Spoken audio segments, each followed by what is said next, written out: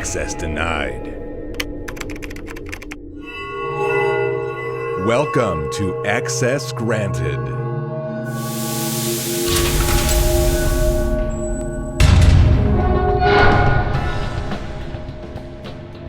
Hi, and thank you for joining us for another episode of Access Granted.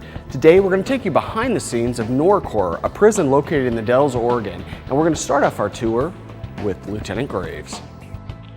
Basically, how they come in is they'll call ahead, tell us they got someone coming in from one of the counties, and then the officers will radio, say, be there in 10 minutes. They show up to the gate, identify themselves, and then we let them in to one of these Sallyport doors. Okay. They pull in, officer checks his weapon, makes it safe, puts it in storage, and then they get the arrestee out and walk them in here.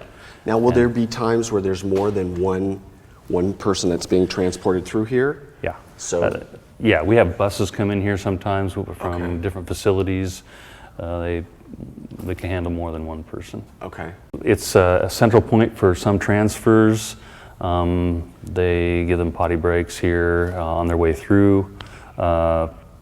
Sometimes they have arrestees that come here, but due to medical problems, they can't stay here. So we'll refuse them, and that's kind of where we make that decision, is right in there. Well, let's take a look at the pre-book room.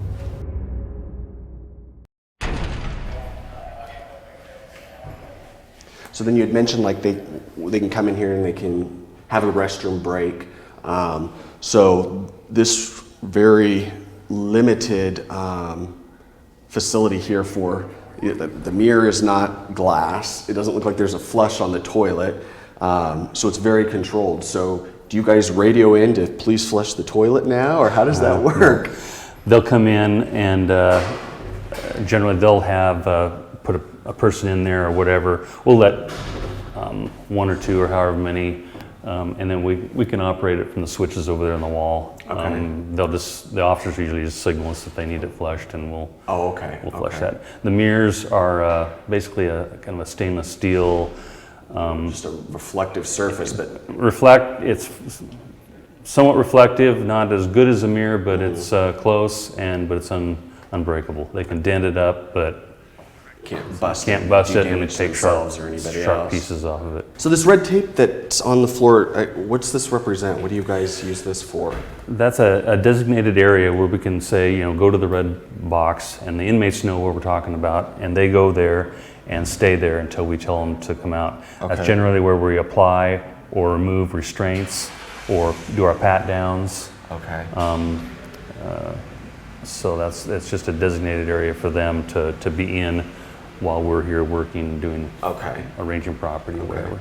So is there usually more than one officer assigned to anybody that's coming in or going out at one time, or is one officer often just handling that individual? No, generally you'll have the arresting officer, at least one, and then you'll have at least one of us. But for the most part, we have 2 or 3 officers that come in here for any intake fresh off the street. In here, the decision is made where they're going to house them. So based on their medical situation at the time, their level of intoxication, or what kind of drugs they have on board, we may make the decision not to house them here at the time until they go up to the hospital, get checked out, and get a signed release from the doctor.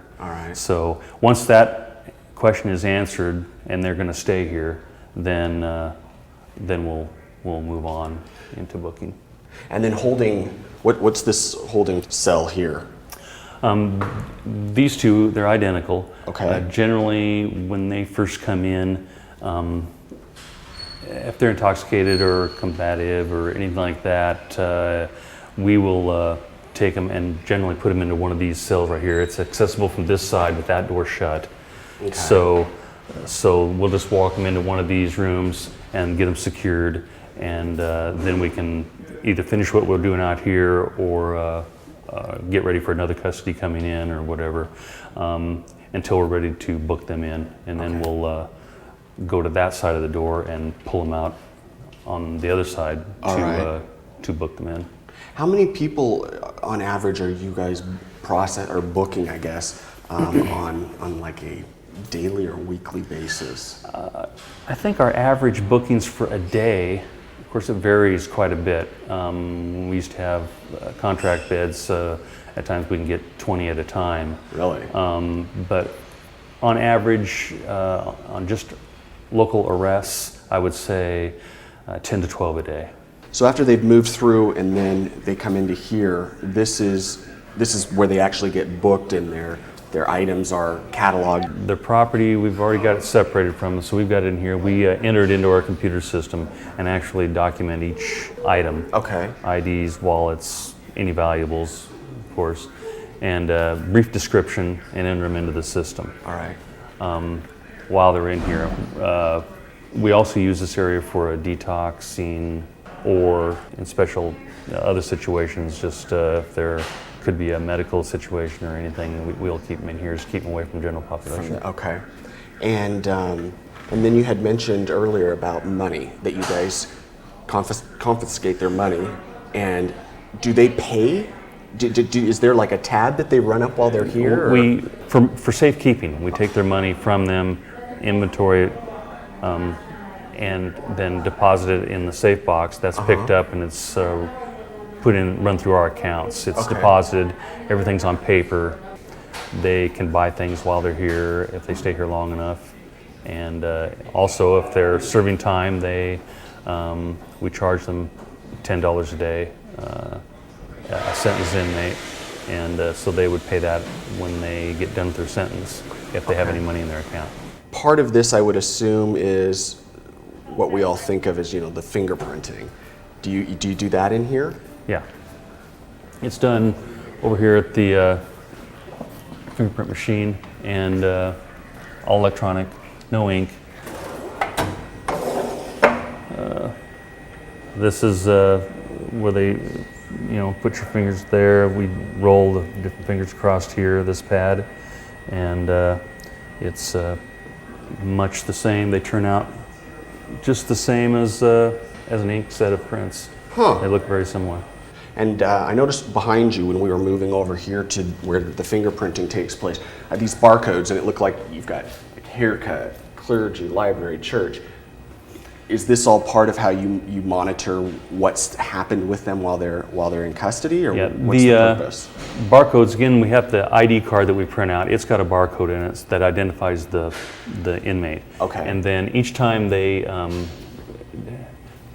are participating in some activity, whether it's visitation, whether it's an attorney visit, or whether it's a medical event, we'll scan the event, scan their ID card, and then it documents that in our jail management system what that inmate was doing. Okay. So if sometime later there's a question whether they visited somebody or saw their attorney, we can look back and see that they did and what time they did it.